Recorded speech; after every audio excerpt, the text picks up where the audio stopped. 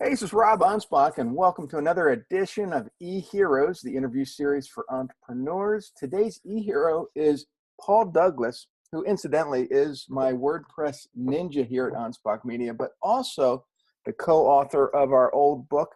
And I say old because it came out in 2014, but it's called Optimize This: How Two Carpet Cleaners Consistently Beat Web Designers on the Search Engines. And welcome, Paul. Hey, thanks for having me on, Rob. You know, it has been 4 years since that book came out. And, I want to get your insight, and I want to let the audience know, what's going on in the WordPress arena right now, because the hot thing right now is SSL encryption. So if you want to fill them in on how that works. Sure. Well, SSL encryption isn't just a WordPress thing. It's actually an internet thing right now that's going on, particularly with Google. I mean, in a nutshell, Google is telling people that are using their browser, the Chrome browser, which I believe is somewhere between 60 to 70% usage on the internet right now. So, 6 or 7 people out of every 10 are using Chrome. So that's a large segment. But they're now showing people this is either a secure site or an insecure safe site, and eventually will progress to where it's going to tell people that's coming to your site, particularly if you're asking, I should say, for personal information on a web form, credit card information, that your site is not safe. And let's face it, as you mentioned in your blog post the other day, Rob, if you're going to go somewhere and you want to give away your information or your payment information, credit card information, banking information, you want to make sure that it's encrypted, and even then, I mean, you take a look at what happened last summer with Equifax, and how many people lost their personal information to hackers. And that's, again, precautions were taken, but obviously hackers were far more determined. And that is the reality of the world of internet security. We're always playing catch up to the bad guys. And so by having your website encrypted, will you prevent people from hacking in and stealing personal information from your visitors? I can't make you that guarantee, but I can tell you this much. Without that SSL certificate, you're sure making it a lot easier for them. And without that SSL certificate, you're certainly opening yourself up to an awful lot of potential lawsuits for damages because people's information got lost because of your negligence. And that's really what it is. It's, an SSL certificate is like $150. You can get some free ones. You can get some high-level enterprise ones. But, on our site, secureyoursite.ca, you can have an SSL certificate purchased and installed for 1 year for 147 Canadian dollars, which is like $2 American. Well, no, not that bad. You're looking, I think the exchange is around 20% right now. So, one of the benefits that your American viewers have going to a Canadian website to get their SSL certificate is an automatic 20% discount just in exchange rates. But yes, SSL, if you don't have it this year, you're going to have an awful lot of problems going forward with Google Chrome telling your visitors that you don't have a safe site. And you and I have both been experiencing a lot of our friends, our clients being, they're websites that we don't manage. Their websites are being hacked, they're being taken down. And then our friends are coming to us to rebuild the sites to get them back up, to get them secure. And I just think that people need to take that precaution and get their sites secure right away. Yeah, no, I agree. I mean, not only do you want to make sure that the information going between your visitors and your website is encrypted and secure, but you also want to make sure that your website is locked down as best as you can to keep the bad guys from getting in. Again, I'll tell you, based on what happened last summer with Equifax, you're not going to get a hack-proof site. There's always going to be a hole someone's going to discover somewhere. That's the reality. It sucks, but it doesn't mean you have to make it easy for these guys to get in. I mean, I got hacked. I'm embarrassed to say this was 4 years ago. And what was really embarrassing back then, what people were doing for hacking, and this actually probably happened to The most, the friend of ours that had this happen just a couple weeks ago. You put in a piece of code. It's basically a 0 pixel by 0 pixel iframe, a web page within the web page that redirects traffic to another site. Now, in my case, it redirected traffic to a porn site. So people would come visit TitanMarketingSolutions.com and they would go, to this Chinese porn site. The reason I discovered this is that I was at the time bidding on a project for a local Baptist church. Yeah, needless to say, I did not get that gig. I noticed an upswing of traffic from them, but anyway. Oh yeah, we can build your site. Look at this one. Yeah, see, right, will make it far more attractive to parishioners now to come back to the church. I think the only thing worse is I'd send them to a dance site or a poker site, but anyway, no more shots at this. But again, going back to what I was saying, SSL protects information going in and out of your site, but you also want to make sure you have something that blocks people from coming in. Now, WordPress has one fatal flaw, in my opinion, and that is it will allow you to try multiple passwords to try to log in. And so what happens is you have these hackers that will just use password generators, and they will just use a bot to just keep hammering your login page with usernames and passwords.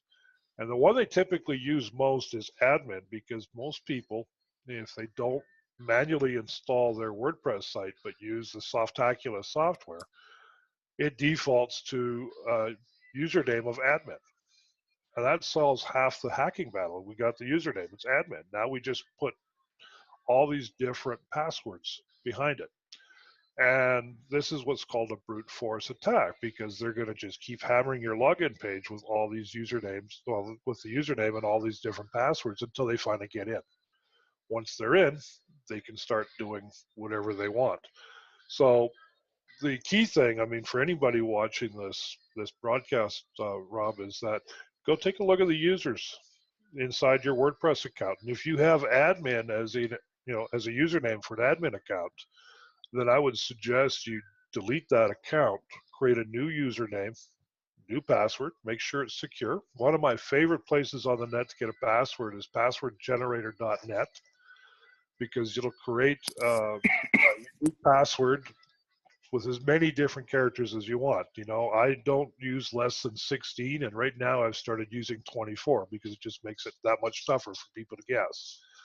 So as far as a free resource for anybody who's watching this broadcast, passwordgenerator.net. Use that to generate your secure passwords. The second thing that you want to do is there's a lot of plugins out there that will allow you to limit the number of login attempts before they block the user.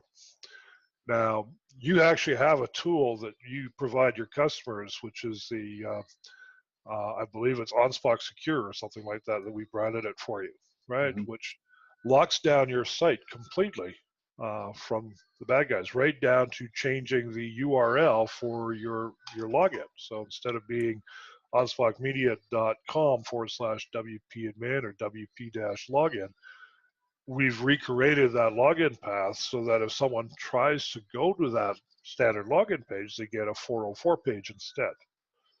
And of course, if they hit the 404 page enough, that IP address that's coming in gets blocked. The other thing about this tool is it actually updates the database of hacker IPs on a weekly basis and automatically blocks those IPs from coming into your site. And then the final thing we have as protection is that we actually are able to block traffic coming into our servers based on country. So if you look at traditionally, where does a lot of traffic come in from hackers? You've got Ukraine, you have Russia, just ask Donald Trump. You have India, you have Italy, you have France. And so you can block a lot of hack attempts just by blocking some of these countries. of course, if they start coming in using VPNs, well, now you're going to have to come up. I believe they're coming up with a way to block the IPs of known VPNs as well, so that now that you're able to reduce the chance if a hacker can't come to your site because you have them blocked, they're going to move on to somebody else. If you make it difficult for a hacker to come into your site because you limit the number of attempts to log in, they're going to move on to something else. A hacker is no different than you and I. I mean, typically we're generally very lazy, right? If you're going to make us work too hard on something, we're going to say, the hell with this. We're going to go move on to something simpler and easier. You know, unless, of course, you get the determined one that says, you want to play. Well, then that's the 1%, right? And those are the guys that actually get into Equifax. So, but again, bottom line, two things you really need to do to protect your site right now. One, make sure you have an SSL certificate to protect the information of your visitors and customers. And two, make sure you lock things up tight to make it difficult, not impossible, but very difficult for hackers to get in. And that will actually protect you 99% of the time.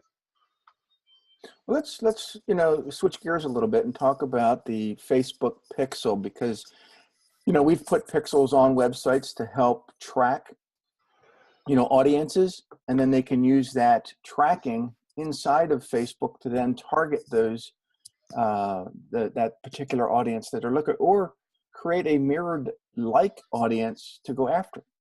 So, explain how that all works. Okay. Well, I recommend, and I tell all our clients that you need to have the Facebook pixel on your website, whether you plan on advertising with Facebook or not. And the reason is that Facebook knows more about us than even our spouses do. They know what we like, what we dislike, where we go, where we have fun, what type of work we do, who we hang out with. They know more about it. I mean, it's almost scary how much information Facebook has about us. Now, the cool thing is, with all that information, it makes them a very powerful marketing partner, because it allows you to say to Facebook, I want to put my ad in front of this exact person. And, at one time you were actually able to narrow it down to one specific person. They've broadened out the reach a little bit, but you can fine tune your targeting to a very high level. So, let's go back to our carpet cleaning days.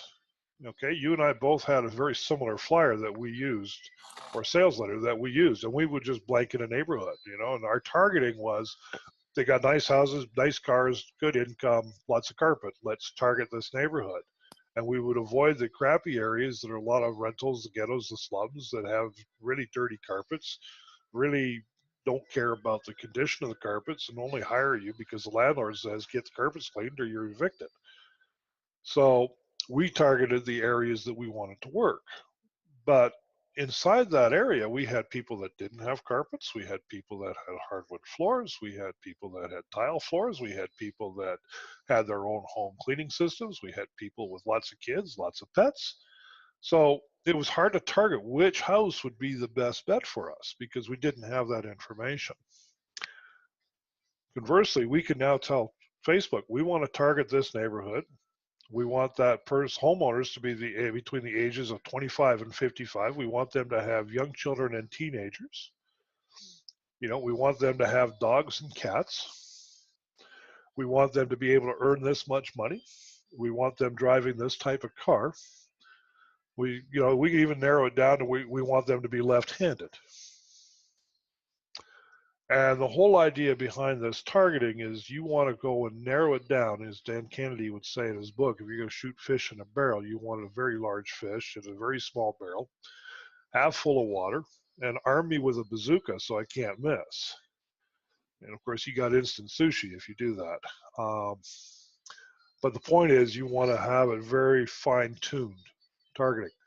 And Facebook affords you that. And even if you don't plan on using Facebook advertising, just by having it on your website, it's going to track who comes to your website and identify the demographics of the people that visit your website. And not just your website, you can identify the graphics of people that visit specific pages. So, for example, we have an online store. We can identify who comes to the store. We can identify who goes and sees a specific product. We can identify who actually goes through the process and ends up on our checkout page. And we can tell Facebook, I want to create an audience exactly like the people that visited my checkout page. And let me ask you this question. I'm going to ask the audience this question. Who do you think is a better target audience? The people that have already bought from you or the people that have visited from you? I've already bought from you. Right. And as far as lookalike audience, how would you like to have Facebook to send to your store a group of people exactly like demographically as the people who already bought from you? And So that is the chances of them buying are exceedingly higher now. exactly. I mean, yes, it's a cold list, but it's a highly targeted, highly qualified cold list. And that's the benefit I see in Facebook targeting. And what I've also seen is that when you start targeting like that with Facebook, when you first start a campaign and you tell Facebook, send me traffic, you're going to pay a lot per click. I've seen it as high as $2 a click. But then as you build that target audience up where you say, okay, well, send me a lookalike audience of people that have gone to my website, not just the whole world in general, but, or that specific list, but create a lookalike audience of people that visited my website. And you send that targeted list to I don't even have to worry about demographics at this point. I don't have to worry about likes or dislikes or anything else because I'm telling Facebook, create an audience similar to the ones who've already been to my website. What happens now is my clicks actually get cut in half as far as ad cost because I'm getting a better result. There's more relevance to the people visiting and seeing my ad and they're responding to it. And so what happens now is you start getting more and more traffic to your site. You're going to have more and more people going to a particular page, whether, for you and I, for our agency businesses, they may want to go to our contact us page, right?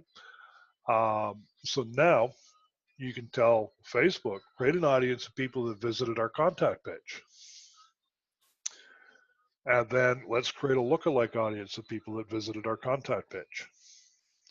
Now you have someone even more qualified as far as a demographic because you're going to have a lookalike audience of people that are similar to those that have already decided they want to at least approach you to do business.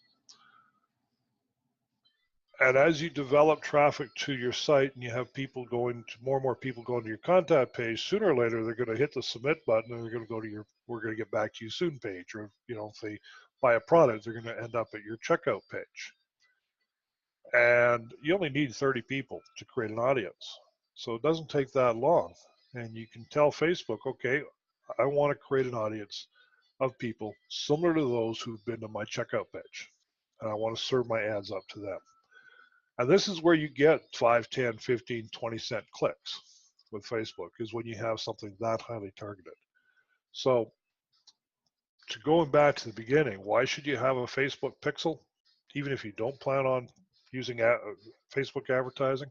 Because it allows you to identify the demographics of who's coming to your site so that if you do choose to use Facebook advertising, you at least have a leg up as to where to start by having this audience already made. And I find that the Facebook pixel, the ads on Facebook pixel or using Facebook pixel are so much cheaper than Google AdWords. Yes. But, here again, we don't want to say adios to Google because I still think a lot of their products, especially the 3-pack or especially the Google My Business, are still very important to people in their SEO attempts to help them rank better. Well, I'm going to go so far as to say, if you're not in the 3-pack, don't worry about SEO. And I mean, this is coming from a guy who helped you co-write the book on SEO, right? Right. And again, don't get me wrong, I still think SEO is important. Right. But as you and I both know, and I'm going to shoot myself and possibly you in the foot when I say this, SEO is not fast. SEO is not instant. It does take time, and it's not free. You got to pay the guy who knows what they're doing to get you that traffic. Now, it's highly qualified traffic when you get it, but I'm willing to bet that if you take a look at a Facebook ad campaign and take a look at your lead cost per each lead through a Facebook ad campaign, and you compare that to an SEO campaign and your lead cost to an SEO campaign, you'll probably find that the cost per lead using a Facebook ad campaign is going to be less than SEO. And so if you're going to go and invest money in search engine optimization, your first step is to get yourself in that 3-pack. Okay? Because you'll spend less money optimizing your Google My Business page than you would having us create content and building backlinks and doing everything else that we have to do as SEO agents. And you'll still be positioned above anything you'll have by using search engine optimization, because you'll have the 3-pack and then you'll have number 1. And so my recommendation is, before we start talking about SEO, I mean, get the fundamentals down. You still need to take care of your title tag, description tag, and your meta tags. And you can still, now that they've increased the size of the description limit from 160 characters to almost 300, you can add a very good solid description with keyword tags or keywords inside that description to sell that click, and at the same time, get yourself ranked based on the keywords in that description. You have more real estate to work with now. Right. And for all those that are listening, the search algorithm is totally different on cell phones, mobile devices, than it is on desktops. So you got to make sure that your optimization takes into account both those factors. Yeah, and actually, here's an interesting statistic that I got last week. I'm going to share with you. Of all the web traffic on the internet, like all the people that use the internet, what percentage do you think use Google to find something? Probably the majority. Yeah, give me a number. 70%. Pretty close. On desktops, laptops, it's 66%. Okay, but let me ask you this. What do you think the search volume on Google is on mobile? How many people do you think go to Google on their phones? Probably most of them. I know I do. Yeah, give me a number. 80%. You're short. It's 93% of the people on their phones are searching for you. The search for you on their phones, will use Google. So that 3-pack is even more important right now than ever if you're looking to get the mobile search. And the reality is most people that are searching for something on their phones, I mean, when you search something on your phone, you're typically looking for a local business nearby because you need an address, you need a location, you need a website, you need a menu, you need to order something. Chances are good you plan on being in that business within the next 24 hours when you search for them on your phone. And because of the width of the phone, if you're in that 3-pack, you're now going to be stacked one of the 3 above all the rest of the search results. And going back to what I said earlier about hackers being lazy, so are the rest of us. We're going to find the first one we like and see, we're going to click on it. So if you're in that 3-pack, you give yourself that unfair advantage over everybody else that's fighting to rank number 1, 2, 3, 10 on the first page of Google. And they've probably spent a lot more money doing that than you would actually having your Google My Business listing optimized. Mm-hmm. Okay. Well, and with the Google My Business, you can add posts, you can add video. I think video is coming along. It's in different areas right now. It's still not on mine, but you can add it. You can link your YouTube. You can get insights. And yes. in fact, I have it so that people can actually send me a text straight from my Google listing straight to me. Yep. It makes communication so much quicker. It certainly does.